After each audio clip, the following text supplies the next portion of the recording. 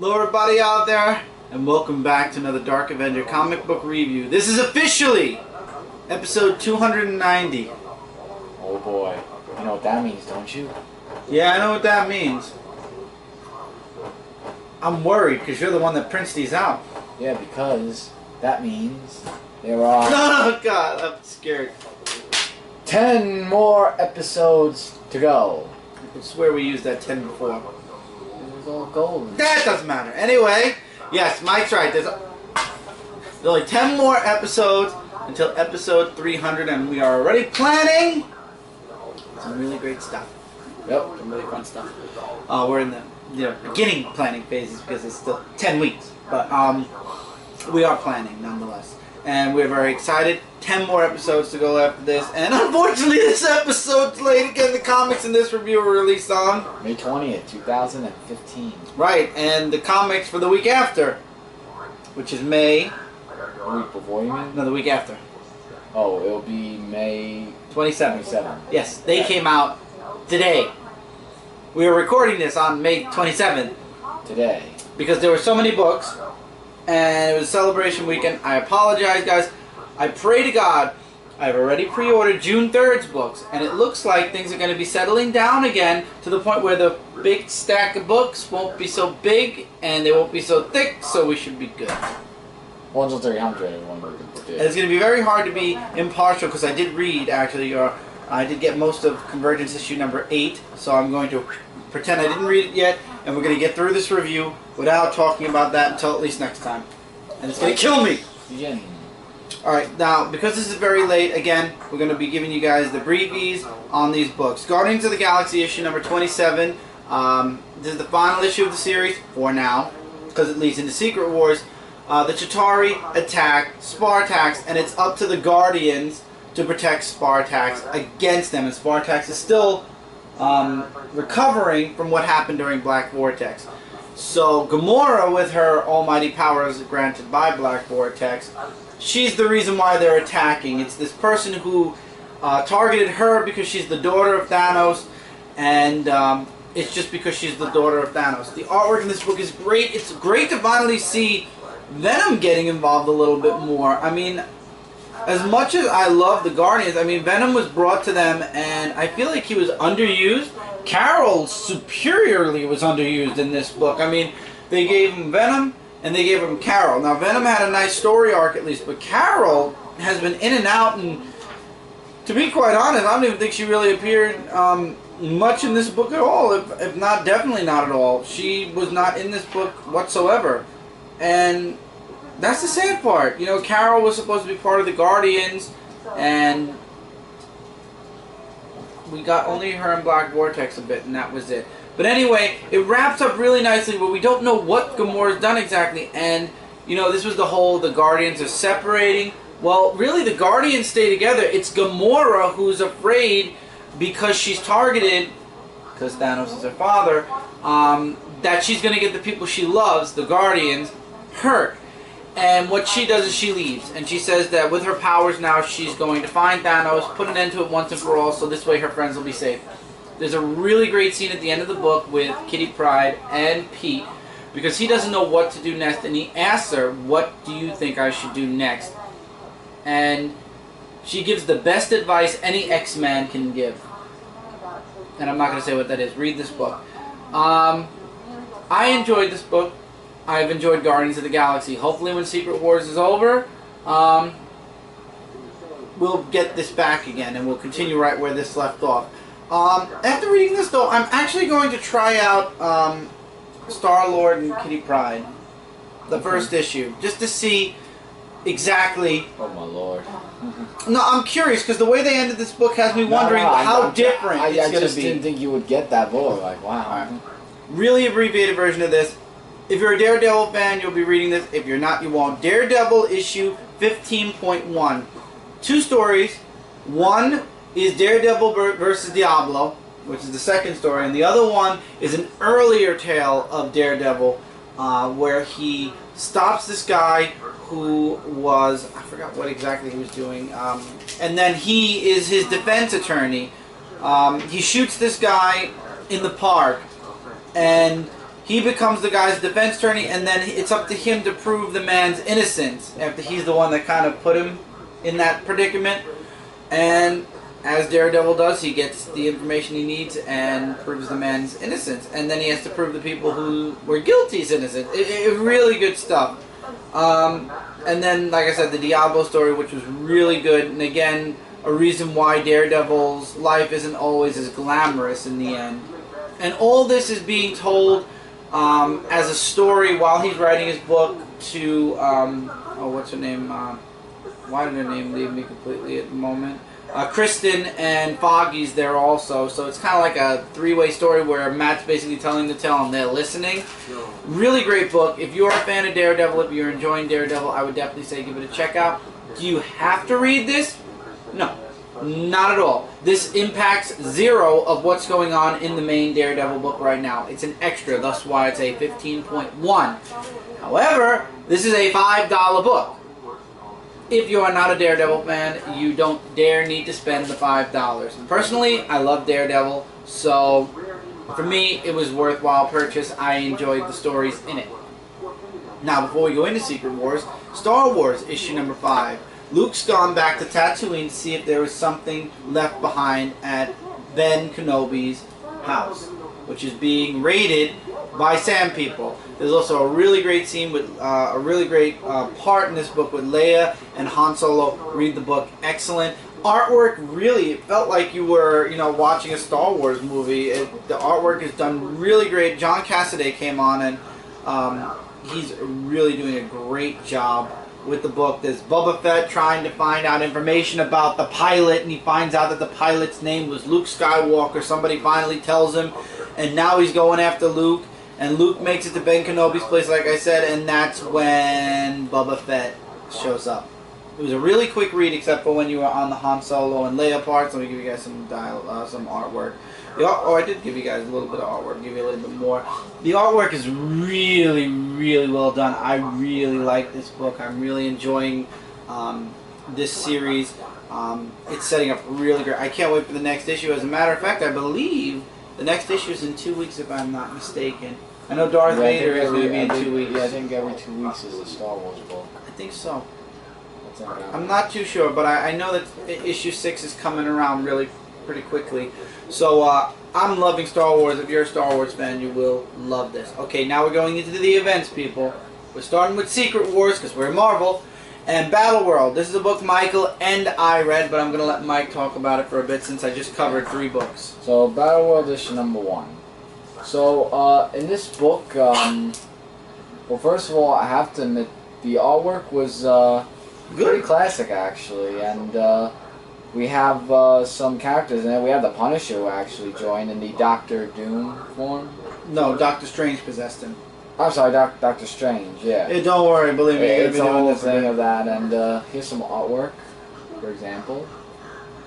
And, it's just like a whole big, havoc that's going on with, the Doctor Strange Punisher, who is actually going up against, the characters that are in the book. Like, he encounters Wolverine, Ghost Rider, Spider-Man, and then it's just like a whole big, long dialogue of what happened in the before events, and that's really the end of the book. Really, it's just seeing him getting possessed. Yeah, this story I didn't like. Yeah, the second story was all about MODOK. MODOK. I'm sorry for interrupting you. We did not get the MODOK assassin because. Yeah, I'm not interested in MODOK, and this story just didn't interest me at all. I was looking at this, I'm like...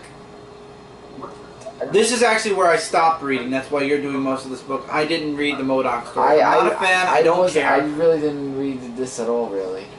Because I wasn't really... It's just him just trying to rule over everything and making his MODOK clan like him so he could take over the world and everything. And then we have Thor and the Thor Corps. Yeah, the Thor Corps actually, to say to MODOK to show himself, and he just says, I give up. Just put me out of my misery and spare me from myself. that's where I was left off with. So Battleworld seems to be, it's one of those books where it's going to be side tales, side things that are going on during Secret Wars. Journal, I don't know yet. I think Journal came out today, yeah. So we'll see later. But Battleworld feels like it'll be like 2 stories from 2 parts of the Battleworld. Yeah, but that's what it was really all about. Just the Punisher possessed by Doctor Strange going up against the people that are in the book. It's going to be a mixed mash of things. We're going to go up to issue 3 with Battleworld. If by issue 3 we're not, getting anything, because it looks like it's just extra tales. If by issue 3, which I hear issue 3 is going to be a really big issue, if we're not feeling it by the end of issue 3, we're probably most likely going to drop it for the next, for the rest of the series, I think, to be safe.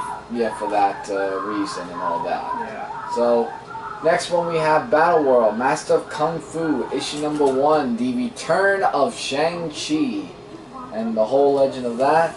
And, as always, we always get a background about him from Kunlun, which is the same place as the Iron Fist. And basically, it's just him talking about the 13 chambers, basically, where Kunlun being ruled over the Emperor in the 13 chambers. And he just talks about that. I like how he's like drunk in the beginning, and we have the 10... is it the 10 chambers, I think? I think so. The 10 chambers? Because they were talking about that. I think we talked about it last night. Yeah, we did. It was a 10 something. I can't really remember because there's 13 this, 10 that. I just can't. 301 of these. Yeah. Oh no, 10 rings. That's what they were. I just remember the 10 rings. And they fight off against Shang-Chi, and he just gets them in combat, and then the people join along with them because they know who Shang-Chi is, who is the Sun Emperor of Zhongzu, I think that's how you say his name. I really love the artwork in this story. And after they beat the 10 rings, Shang-Chi goes off with the other people who helped him out, and they have like a hidden doorway, basically. And they have to go back to the Emperor to tell him that Shang-Chi has returned and beg for mercy that they didn't kill him, because that's what they want to do. Then we get the part about the red Psy in the ending part, and basically... Oh, it's Iron Fist. Yeah, it's basically... I don't want to spoil the end, but it's basically people who want to hunt him down. The 10 rings and the red hand that want to hunt Shang-Chi down because, well... It has to be a legend that has to die sometime, so they have to... While I do this, could you please go lower that so I don't get distracted by screaming again, apparently? Sorry. Anyway, next up is Planet Hulk issue number 1. Now, for those of you that are jumping into this book thinking it's going to be, it's going to start off with the Hulk, I'm going to tell you guys in advance, it involves a guy on the cover, Captain America. Captain America's in the Coliseum. He's fighting for Arcade. And the reason he's fighting, and he's fought for several days, is because he wants information on where Bucky is. Bucky's gone missing. So he's on a quest to find Bucky, and when Arcade can't give him anything, he ends up getting brought to Doom. And Doom actually sends him, or banishes him to the Greenland to deal with his enemies. We get some real... The artwork is the reason why I grabbed this book to begin with, to be honest. I really was interested to see how this book played out with the great artwork. So, Captain America is now in the Greenlands, and we do get a little bit of the Hulks in the beginning of the book, and we find out that there's this red Overlord Hulk. We only get him for like 1 page, so we don't know exactly who he is yet. But in the end, Bruce Banner Hulk meets up with Captain America, and then we get a secondary story on how we get a little bit of an origin on the Greenland, how all the people were mutated by gamma radiation. Really great book, and that's a really abbreviated version, to be honest with you, but lots of talking in this issue, and it's a lot of, just Cap going to the Greenland. I think by the next issue, for those of you who are waiting for the Hulk part of Planet Hulk, you're going to start seeing that in issue 2 and even more in issue 3. Now that Bruce Banner was introduced at the end of this issue, I feel like Captain America was kind of our big introduction to the Greenland.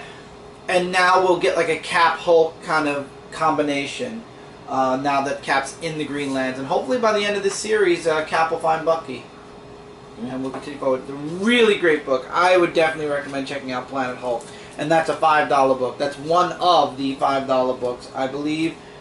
Battle World was $4, Kung Fu was $4, and this was the first $5 one. I think this one is also a $5 book, if I'm not mistaken. Yeah, yes, I think we put all the $5 books together. Yes. I think so. But this is Deadpool Secret Wars issue number 1, and it's just Deadpool just... Yeah, he invaded the Secret War that happened way back in the day. And he's just talking about his own Secret War. We have a lot of... I love the classic artwork that they put in. Yeah. We have really classic artwork of the Marvel superheroes who are involved in the story, and just Deadpool just being just Deadpool, like about...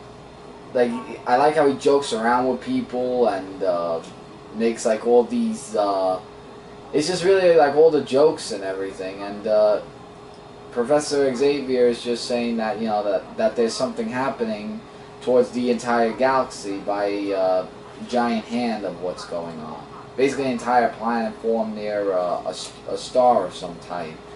So what Captain America is doing is that he wants to teleport to the planet's surface to find out more information of what's happening, along with Charles Xavier and the rest of the team. Did you notice the DP that's on his shirt now? Yeah, the DP like Daredevil, only it's DP, yeah. I actually noticed that, and that was actually really funny. So, yeah, so they just get into the first battle against the Sinister Six, actually. And it was like a really, like, intense fight, including Deadpool's role of how he helped out with that.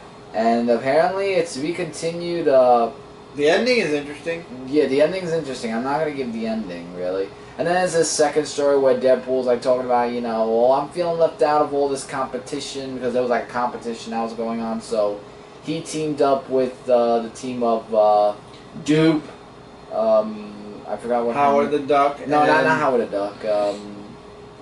No clue. I don't know what her name was. Here. Pink Sphinx and Howard the Duck, and basically they're fighting off against these people. And Man-Thing's one of them. Yeah, and Howard the Duck gets some action also, and I just laughed throughout this whole book in a funny way. So and in the end they got the yellow ball participate. Just for that, it's like saying, really? You gave me you made us fight for a yellow ball that says participate? I'd be pissed off too if I went. So you like this book then? I figured I'd give this a try because Michael dropped Deadpool's the other Deadpool one was boring. At least this one's a little bit interesting. Alright, so I'm glad you like that. Now, we both read this. Spider-Verse issue 1, I'll start it and you can finish it. Right. It opens up with Gwen Stacy foiling these grave robbers, so to speak. And she's questioning, she's like, something is off. She's the first one that's actually questioning, you know, I have these memories, or it feels right, but I fall asleep and I'm thinking one thing and then I wake up and it's completely opposite. And then she sees her own gravestone and she's like, well, apparently the world thinks I'm dead, so this is the perfect cover. And then we go into seeing some of the other Spider-Men from Spider-Verse. We get Spider-Man from India, we get Spider-Brit, and we get Anaya Corazon, which is Spider-Woman, I believe she is. Yeah. And they, too, are questioning. They're like, our team-up feels like it's happened before. You know, this feels familiar. Like we met each other before. I feel like we know each other from somewhere. It's just nothing's clicking. And I guess I'll move to you now, because they end up being, they were trapped. They were not trapped. They were led into a trap, and Spider-Man from India saved them. And then it goes on to Gwen again. Yeah, it just goes into Gwen's point of view, where we get a big, huge thing from Norman Osborn. Who's the mayor. Who's the mayor, obviously. And he's like saying, you know, there's, he's like saying, you know, Spider-Man, like the real Spider-Man, hasn't really returned to all of us, so God bless Doom, and you know, because Doom is the ruler and everything. I like him as the mayor. It reminds me of when Dark Reign was going on. Yeah, and Gwen went to go investigate a little bit of Oscorp special projects for a certain type of, you know, as her Gwen Stacy Spider-Woman. something. Spider-Gwen. Or Spider-Gwen, actually. And she just finds out about the Sinister Six, actually. Which is Spider-Man. Which is Spider-Man, and it looks actually a lot like her in a sort of way. Then we get a little bit at the end of Spider-Hog. Ham. Spider-Ham? Oh, yeah. And she questions knowing him, possibly. Right. And that's when Norman Osborn shows up. Yeah. Secondary story, Spider-Ham. It's just Spider-Ham. We could have lived without this secondary story, I feel like. Yeah, because it's just him just being in a circus, and then just Norman Osborn again, just showing up. You know, that's very weird how he showed up in both stories of To Be Continued. That's actually kind of freaky, don't you think? Definitely. Yeah. But I enjoyed it. Ooh. Careful. I enjoyed it too. I found it very interesting. I definitely will. I found it as an average read. Alright, last book, and this was my favorite book of the week, Ultimate End, issue number 1.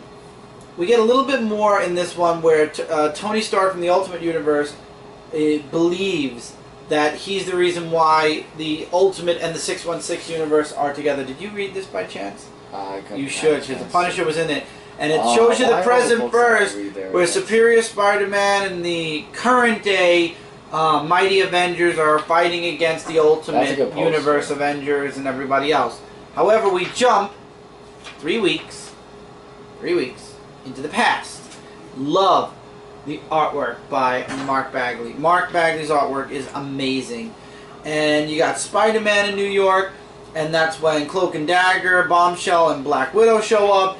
And I love how Pete's like, "You're still my clone, right?" And she's like, "Yeah, I'm pretty sure that didn't change." And then we go to the Avenger Tower, or the Ultimate Universe Avenger Tower, and that's where we get a little bit of a flashback, and where they're trying to figure out how to separate back to the two worlds, because they're kind of together. The Iron Man in the beginning of this book, though, is the normal Tony pre-Axis, so he's not the smart-ass, drinking, whatever Tony. It's the gold and silver and red Tony suit. And then I love the dialogue with Pete saying, "You know, I died in your universe, so how many people in this room know that I'm Peter Parker?" And everybody raises their hand, and even the people who didn't know are like, well, not like Hulk and I forgot who this person was, but they're like, well, now you don't have to wear a mask. And he's like, no, I don't like that people know that I'm Peter Parker. We need to fix this. So now they're going to figure out how to fix things, and let's just say that Doom and the Thor Corps are going to show up. Or at least the Thor Corps is at the end of this issue. They show up. So we'll see where this book goes. But obviously Doom has figured out that the Ultimate and the 616 are together. And that doesn't go by the rules or the laws of Doom, so let's see what happens. Alright, we are now in Convergence. Secret Wars is done. Convergence continues. Justice League of America issue number 2. Aquaman, Gypsy, and Zatanna are trapped in a bubble. In some type of a bubble. By the Sinister Six from the Tangent Universe. And the Justice League is failing epically against them. So they run away to try to regroup and figure things out and try to figure a way to stop them. And everybody's starting to doubt themselves except for Elongated Man, who's like, we have to prove, this is where we're going to prove that we can do this. Does everybody feel like we're failures or losers? And that's where everything gets silent, but that's when the Sinister, yeah, I was right, not the Sinister Six, shoot, I said it too and it left me again.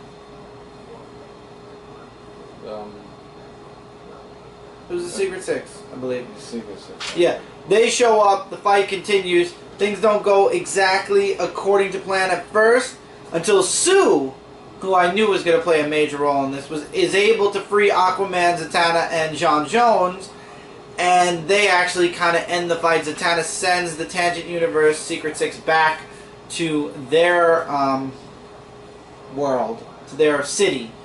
And that's kind of how it ends. It just ends with, basically it was a no contest, because neither side really won.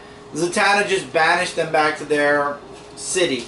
So this was an average read for me. I like Ralph Dibny. I love Sue Dibny. And it was so sad to see her die during God, why? Because I'm talking about Convergence, I can't remember. It was on the wall too. We have it on the wall. What's you say? Identity Crisis, I think it was. During Identity Crisis. But this was a good book, all in all. Average read, again, something that it's up to you guys whether you'd like or not like to read. Convergence Hawkman issue number 2. This book was a little kinda.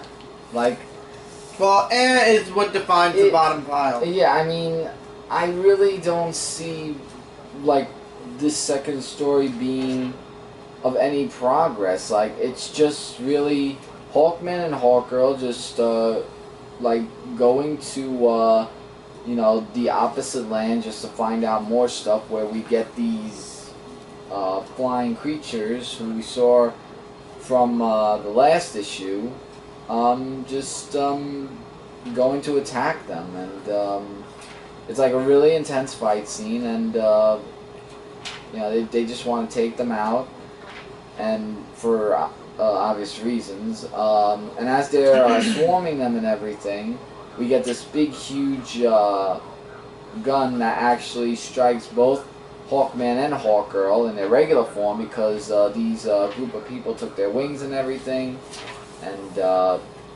they found a way that they got out of the rope, and I don't want to tell you about it. I don't want to spoil it. You definitely have to read the book. I really don't like these pages that they gave. Yeah, they gave a huge. They keep giving this huge in the middle of the book, previewing the Divergence, and then then we get the preview at the end of the book. So the books are a bit thicker this month. Yeah. So both of them get them back with the army of their own, of Hawkman and Hawkgirl, that is.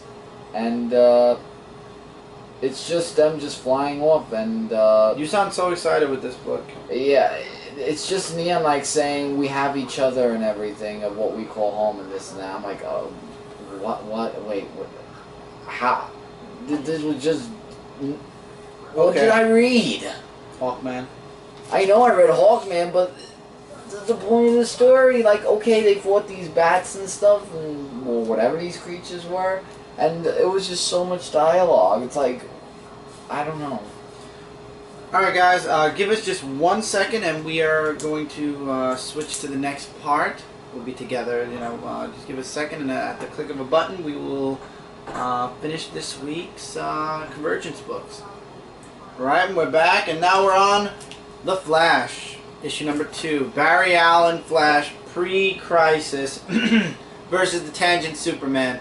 Lots of bullshit talking in the beginning, you know, just a back and forth, and then Barry says, you think that, you know, you tell me that you can best me in a fight, and then Barry's basically out to prove him wrong, and that's where the fight between the two of them happens, and it looks like Barry's getting the one-up on Tangent Superman, damn this middle section, and that's where finally he kind of is able to one-up Barry, and Barry's like, you were right, no boast, your statement was true. And then he's like, I guess you would. And then Tangent Superman interrupts him and says, because Tangent Superman could read minds also, he said, I reached into your mind and I saw that you are a very important part to the multiverse, referencing Crisis on Infinite Earths, which hasn't happened yet. And he's like, for the multiverse to survive and the time stream, the eternal time stream to survive, you must live. So in the end, Tangent Superman actually yields to Barry. He's like, the sacrifice of one city for the multiverse is more than worth it. So that's why he basically yields in the end. And Barry's just left questioning, saying, apparently I'm going to do something and I'm going to end up dying. I'm basically running to my doom. But you know what? Eventually, you know, I can't run from it, and that's important. I'm damned if I'm going to run from... He's basically saying, I'm damned if I'm going to run from the future, even though I know that it's basically death waiting for me. And that was a good part of the book. But a lot of the BS in the beginning was boring, and then the fight where Tangent Superman was winning, he won, and then he says, well, you're important to the multiverse, so I give up. I give up. But you understand why Tangent Superman gave up. He gave up because he knew it was important for Barry to survive. And this is all playing into the final issue of Convergence, and that's all I'm going to say for this episode of the Dark Avenger Comic Review. We will talk about this next week next episode even more in depth. But right now, let's finish this week. Convergence Green Lantern Corps, issue number 2. As last issue, I saw as once again like a soap opera I was reading. Like it's just like the Green Arrow, John Stewart and Hal Jordan. Green Lantern, I said. You said Arrow. As Arrow. Oh, Green Lantern of Hal Jordan and John Stewart are going up against the demon-like creature, whereas Guy Gardner, I almost said Kyle Rayner for some reason, Guy Gardner on his badass motorcycle goes his own way and tries to get in contact with the Lantern, the two of them. I really like the artwork, by the way. And, you know, he just wishes that he can be the Green Lantern, but we get a little bit of a past of, like, why he didn't get the whole thing of being Green Lantern, and why he's just being just regular Guy Gardner. So, the Outlander comes in, that fights off against, well, that actually goes against John Stewart and Hal Jordan. Middle section. But when the middle section comes in, he actually helps them out, and wow, I never saw him in that kind of costume. yeah, he actually apparently was the Green Lantern, as he pledged and everything. So they have to have a plan to take out the monster, and they do so successfully. And basically, the ending was a little bit twisty and stuff like that. That was weird. I never saw Guy Gardner in that kind of a uniform for Green Lantern, but I don't know. Yeah, neither have I really, but it was worth the read, I guess, for that. New Teen Titans, issue number 2 of 2, Marv Wolfman writing it. In this series, Dick Grayson is in love with Starfire. However, they're having huge disagreements, and she thinks, you know, they love each other, but he doesn't accept her ways or respect her ways. She feels that, you know, they have to fight, and, you know, if they have to kill, they have to. And Dick doesn't believe that. He says, you know, there's always another way. We can be better than them by not killing them. And he doesn't believe that Starfire is right. And, you know, they're fighting. The other team, I forget, I believe they were the Secret Six also, if I'm not mistaken. Or I forgot who the name of the team they were fighting against. But they end up taking Cyborg. And now the Teen Titans have to find their friend and bring him back. And there's an argument between Starfire and Nightwing. And, you know, it looks like things are going bad for the two of them. Then they re-engage in the fight. Beast Boy saves Cyborg. And then in the end, they don't even finish the fight. The person that Nightwing was talking to actually tells her mother, you know, stop, this is senseless. This is, we don't need to fight them. You know, it's proof that here's some artwork, by the way, great artwork. You know, like, we don't need to do this. There has to be another way to, you know, kind of stop the competition. And that's when this earthquake happens, and that's where the happily ever after ends, where Dick and Cora, I see a ring on her finger. I guess Dick is engaged in this timeline to Starfire.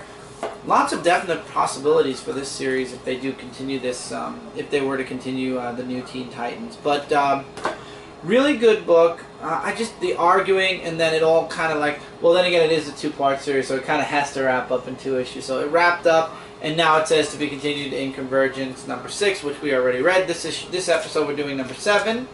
So here's your book. Convergence Wonder Woman, issue number 2. And I can just sum up this whole book. Basically, it's just Wonder Woman going up against the Vampire Clan, well, the Joker being the leader and everything. And Steve Trevor gets killed by the vampires in the story. I think the Poison Ivy vampire, I believe. The artwork was a little bit like all over the place. And as, yeah, the Poison Ivy and Catwoman.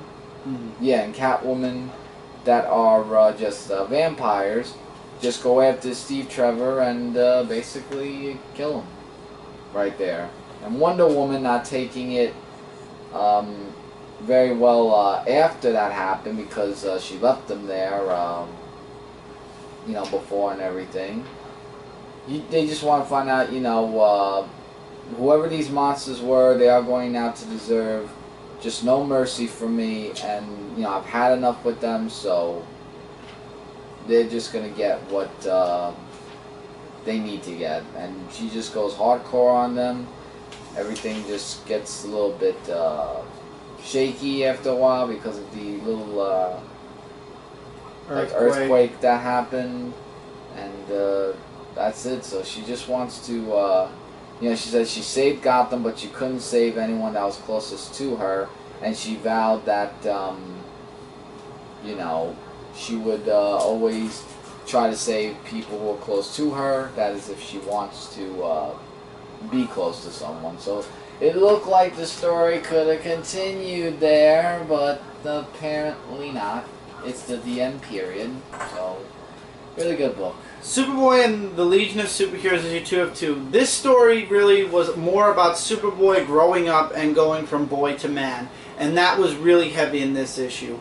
We get a little bit of a backstory of Superboy when he was on the farm with Pa Kent, you know, and he's like, Pa Kent says, enjoy being a boy now, because one day all of that's going to disappear, and then you're going to be the one making the decision as a man. And from that point I said, okay, so this book is going to be all about Superboy maturing into somehow Superman. And the people from Durville show up, and Gardner wants to, you know, he wants to protect his city, so he fights against the Legion. The Legion tried to do things peacefully. Doesn't work that way. Big fight happens. It turns out that Gardner has this virus that can eliminate all of Metropolis, Legion of Superhero Metropolis, in less than minutes.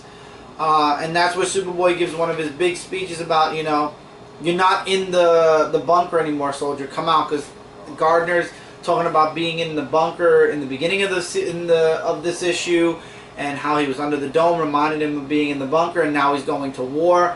So Superboy kind of talks him down and says, look, the war's over now. We need to fight against our captor, not each other. It's a running theme in a lot of these books. And then the earthquake happens, and all of them end up protecting the people in Legion Metropolis. And that's, in the end, it has Lightning Lass basically saying, I can't call you Superboy anymore. And there's a moment with Lightning Lass and Superboy. I'll save that for you guys. If you're a Legion of Superheroes fan with Superboy and Legion of Superheroes, you'll like this book. If not, then you probably won't. Again, it was a nice read. Most of the tie-ins for me this week just fell average or a little bit above average for me. We just started, Mike. We're good. Oh, I was just saying because it went off. A huge improvement from issue number 1. Convergence Swamp Thing issue number 2. This was a really huge improvement, and in both the artwork and story. And I could just sum this up, just basically Swamp Thing is helping Batman in his monster vampire costume thing, where he's just saying, you know, Gotham City has been invaded by, overrun by vampires, and you know, I have to sacrifice myself, but if you want to help me get rid of Gotham and of the vampire population, then I can help you with what needs to be done for you. So they make a deal, and they actually don't fight. They actually team up with each other. And I was thinking that they were going to fight with this whole competition, which is why I thought they were going to fight each other. So they fight off against these other vampires in a warehouse, and then Swamp Thing, trying to find who might be behind all this vampire stuff, was the Queen Vampire, which is this woman right here, and they must take her out in order to get rid of the vampire population. So they have a big fight scene, which they do, and then after that, Batman said, you know, he had to do what he had to do, so he went back into the portal, and that was it. So it just ended like that. So it was a really, like I said, better story than issue number 1, and definitely something to read if you're a Swamp Thing fan. Alright, last time book for me, The Adventures of Superman issue number 2. Superman and Kara are stuck in the Phantom Zone. However, Lucius Fox actually finds a way to break into the Phantom Zone and pull them out. He pulls Supergirl out, but Superman actually is the one that throws her out because if they were to leave, the Kryptonian prisoners would be able to follow after them. So he throws Supergirl out and basically sacrifices himself. But Supergirl, with the knowledge she gained from those the mists or whatever, where she saw that she was going to die, knows that Superman is important.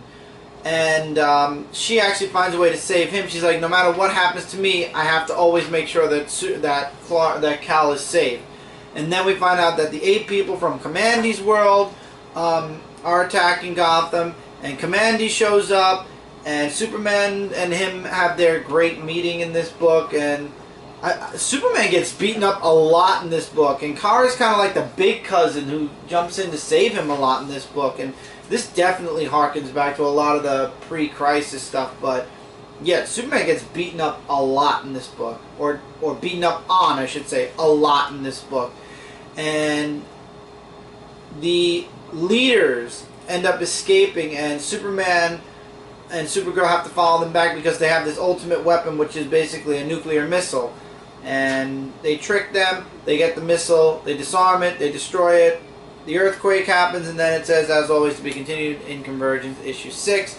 But Kara swears no matter what happens to her, Kal has to live because she's important to the future. Again, it links to Crisis on Infinite Earth and how important Clark is, or Superman is, to the multiverse, and how her sacrifice is needed during Crisis on Infinite Earth. Alright, my last book, Convergence, Batman the Outsides, issue number 2. It's basically the team going up against OMAC, and we learn a little bit about his character, who is controlled by his godmother. I thought it was a stepmother, and I said it on the live show. It's actually his godmother who actually has possession of him. Yeah, we got Geoforce, Black Lightning, Katana, and Metamorpho, who is still trying to accept the fact that he's not a human anymore. Just going up against OMAC, and he's trying to fight the control that his godmother is unleashing on him. And I'm trying to find some good artwork. Yeah, like this is good artwork of OMAC right here. And basically how they defeat OMAC is that all the team just gang up on him, and they just take him out as the team and all that. And that's how it ends right there. And I like how Batman's saying, you know, this isn't over yet, and I have a feeling it's not going to end well, not for any of us. Like, I really, it like brings a question, like, you know, what does he mean by that? You know, like, that could have led to a different story, but well, it does. It leads into... Well, it will lead into, actually... Convergence, issue number 7. Deimos and the people who are willing to follow him versus the heroes who are trying to stop him, and Telos. And it opens up with, actually, the Ancient Watcher watching this planet emerge, and he's like, there is no past or future, there is no future for the New 52 superheroes, but this world has the past in it, and it's very important, and there's electricity that starts shooting off of it. It becomes very dangerous, and the gravitational pull gets very dangerous, so they actually escape to a safe distance, and then you get some of the fight going on, and then most of it's just them fighting, and then Telos shows up and tries to put an end to Deimos. Deimos actually... while fighting Telos, something shoots out of the planet while they're fighting, and Superman, Supergirl, and John Jones get caught in it, and they see all the different versions of themselves through the multiverse. Superman, I'm very surprised they actually used the electric Superman. I haven't seen that in a long time, so to see that in a new image was very interesting. I wonder if we'll be seeing electric... No, probably not. Not in issue 8 anyway. And then Parallax shows up and tries to put an end to Deimos and fails. However, Telos is able to confine the people who are following Deimos, and then that's where Parallax shows up. And classic Parallax, spoiler alert, and this was a very quick, this was literally only a couple pages in, he puts an end to Deimos. But in putting an end to Deimos, he basically destroyed or released all of the power of time and space, and now there is no what was the word he's using? He controlled all of history, and now that he's destroyed, history is falling, and the reality is falling apart. And that's where everything leaves off in this issue. Reality is basically falling apart. So the last issue will be how they're going to fix, if they're able, and how they're going to fix all the different realities. And that was a really huge cliffhanger. I'm angry because this is how Convergence should have been from issue 1 through to now, instead of issue 4 through to now. We only have one more issue to go, and it's a double size, so we'll see how it all plays out in the end. Like I said, I did read a bit of it. I am pretending like I didn't for this review, but we'll find out, I guess, in issue number 8. I still have to read more of issue number 8 anyway. Yeah. So with that, that's it for this review, guys. As always, don't forget to check out comic-related Comic Frontline, Zone 4 Podcast, and Frontline Gaming Zone. Together we are your #1 source for comic-related news, reviews, and a whole bunch more. There's a huge stack this week. Hopefully next week will be a bit shorter. Probably not. The week after definitely will be, though.